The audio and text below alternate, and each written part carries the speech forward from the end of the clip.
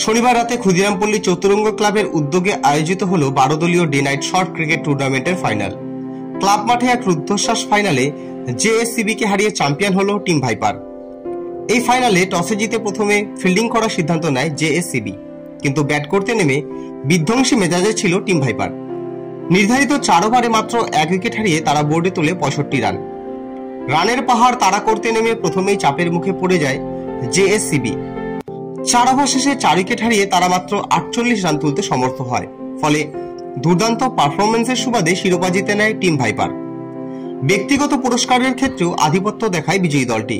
ফাইনালে অসাধারণ বোলিং করে টিম ভাইপারের মুন্না নির্বাচিত হন বেস্ট বোলার এবং দলের হয়ে ব্যাট হাতে গুরুত্বপূর্ণ ভূমিকা পালন করে রিঙ্কু জিতে নেন বেস্ট ব্যাটসম্যানের খেতাব।